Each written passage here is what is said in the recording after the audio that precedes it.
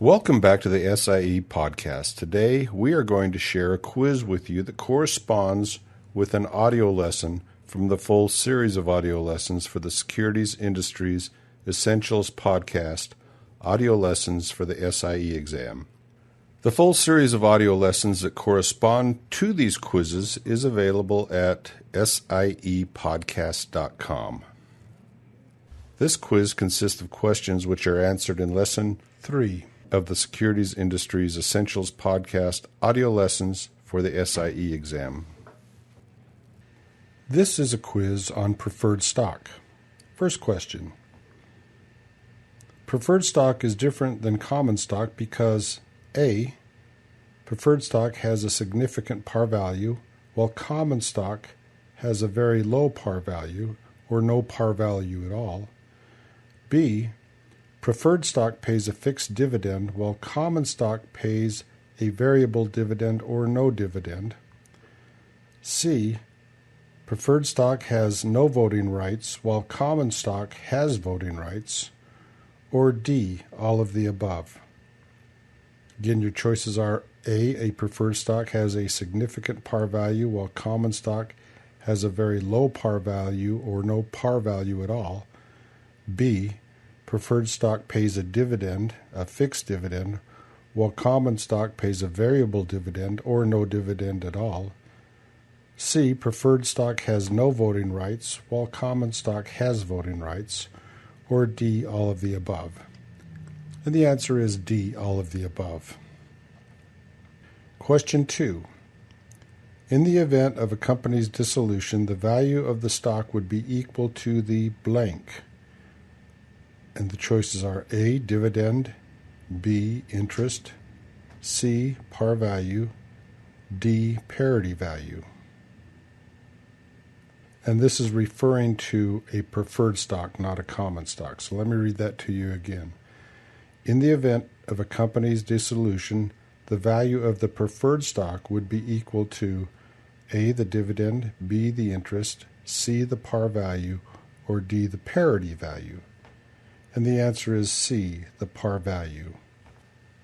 Question 3. Which is the correct order according to who gets paid first during a dissolution of a company?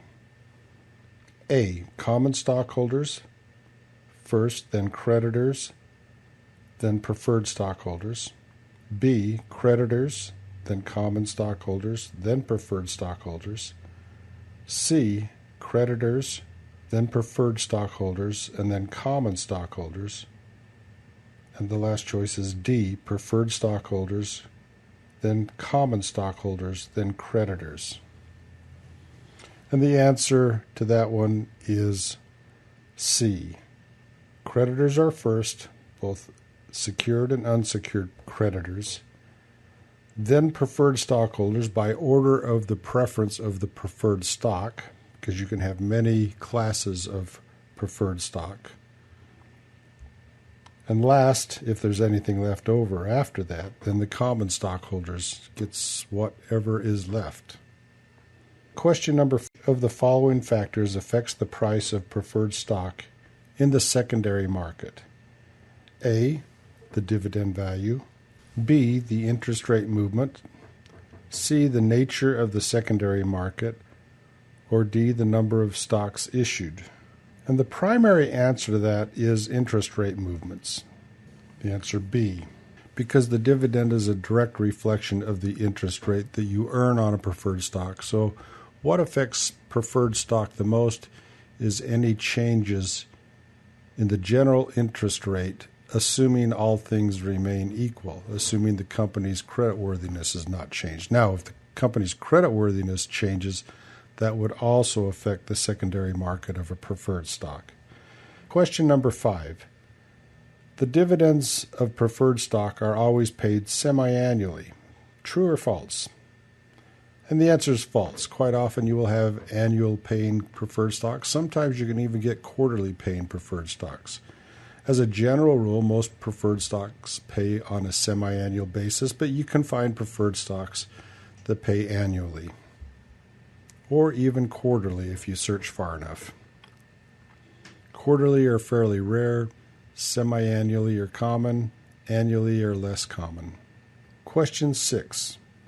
A preferred stock that has a stated dividend guarantees the common stockholders to always receive a dividend. True or false? And of course, that's false.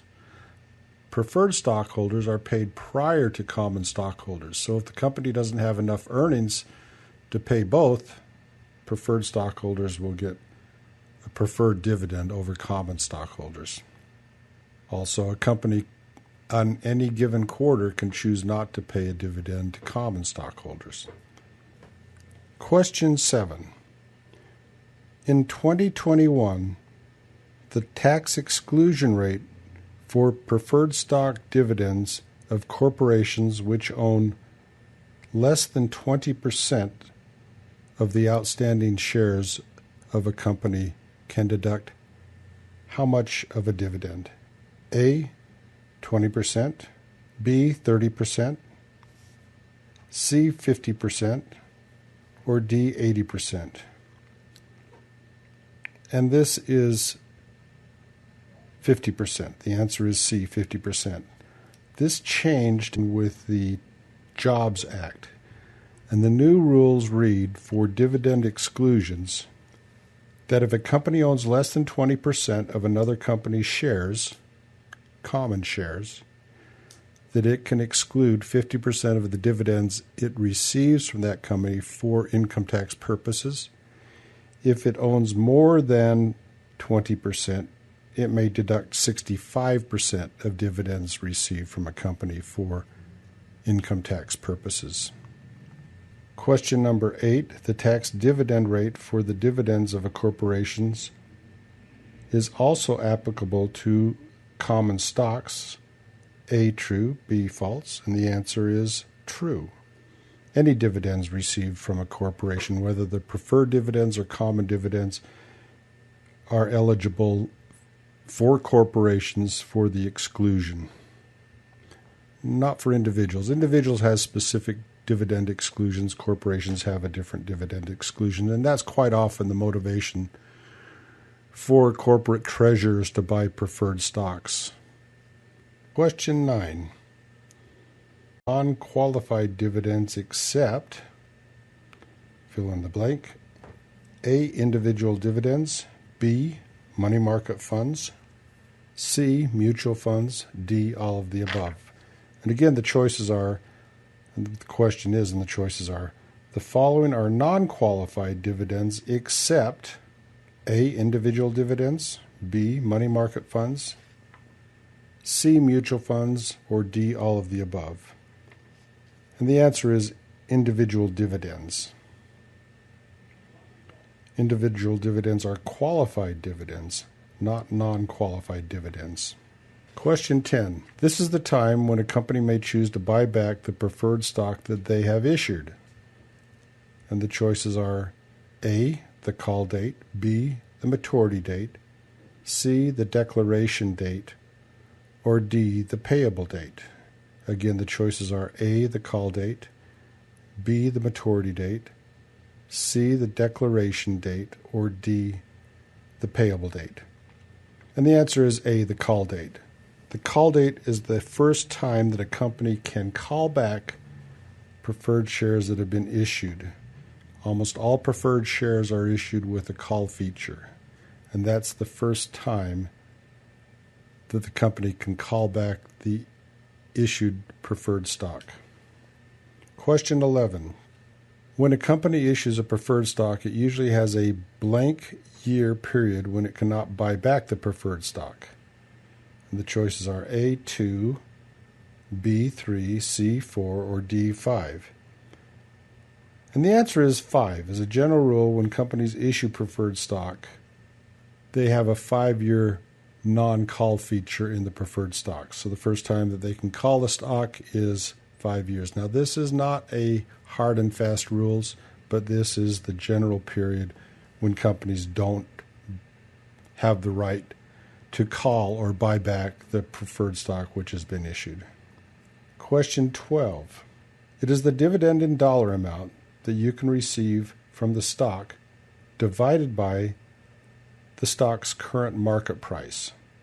So the dividend in dollar amount divided by the stock's market price is A, the conversion price, B, the current yield, C, the dividend yield, or D, the interest rate. And the answer is the current yield. The current yield changes by the value of the stock. The dividend yield is calculated on the par value of the stock. And the par value of the stock and the dividend yield are stated in the stock offering. Question 13. If interest rates go up, then the secondary market of preferred stock blank. A goes up, B goes down. Again, if interest rates go up, what does the secondary market of any interest-bearing investment do? It goes in the opposite direction, so the answer is it goes down. We talk about this a lot in many of the lessons.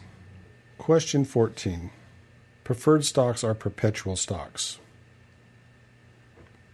True or false? A, true, B, false. True or false? The answer is true. Preferred stocks are issued as perpetual stocks as a general rule, but they have call features which allow the company to buy back the preferred stock at par value once the call date has been reached. And the call feature is always stated in the issue documents of the preferred stock. As a general rule, it is at par value. Question 15. In a cumulative preferred stock, blank. A, stockholders are given a right to cumulative voting. B, cumulative dividends are paid to the preferred stockholders first before dividends are paid to the common stockholders. C, dividends are accumulated for a stated period of time before they can be claimed by the stockholders, or D, all of the above. And the answer is B. A cumulative preferred stock is a stock where the cumulative dividends are paid to the preferred stockholders before dividends are paid to the common stockholders. So by cumulative dividends, what that means is if a company does not pay a preferred dividend on 1 quarter or 2 quarters, all the past dividends which have not been paid, the cumulative dividends which have not been paid, are paid to the preferred stockholders before any dividends are allowed to be paid to the common stockholders. Question 16. What is a convertible preferred stock? A, it lets you convert your cash dividend into a stock dividend. B, it lets you convert your cumulative preferred stock into a non-cumulative preferred stock. C, it lets you convert your preferred stock into a bond. Or D, it lets you convert your preferred stock into a common stock. And the answer is D, it lets you convert your preferred stock into a common stock. Question 17. The dividends of an adjustable rate preferred stock changed to try to maintain the secondary market value at or near par. True or false? And the answer is true. So the dividend on an adjustable rate preferred stock changes to try to maintain the stock at par value. Question 18. It is a preferred stock. Therefore, the shareholders are able to receive higher dividends if the company's performance is better than anticipated. Again, it's a preferred stock, so the shareholders are able to receive higher dividends if the company's performance is better than anticipated. What kind of stock is this? A, a cumulative preferred stock. B, a non-cumulative preferred stock. C, participating preferred stock. Or D, a variable rate security. And the answer is C, a participating preferred stock. Question 19. The price at which a convertible preferred stock is converted into a common stock is A, the conversion ratio, B, the dividend, C, the par value, or D, the parity price? And the answer is A, the conversion ratio. Last question. Question number 20. The price of the common stock when it rises to its conversion price is A, the bond price, B, the convertible price, C, the parity price, or D, the rising stock price. And the answer is C, the parity price. That's where it's parity whether you hold the common stock or the convertible preferred stock or the convertible bond in some cases. That's called the parity price. Thank you for listening. I hope you did well. If you need to review this topic, please re-listen to this lesson from the full series of audio lessons, which are available at siepodcast.com. Best of luck in your studies. All quizzes and content of the SIE podcast are copyrighted by Franz Amundsen, and all rights are reserved. No duplication is allowed without express written permission by Franz Amundsen.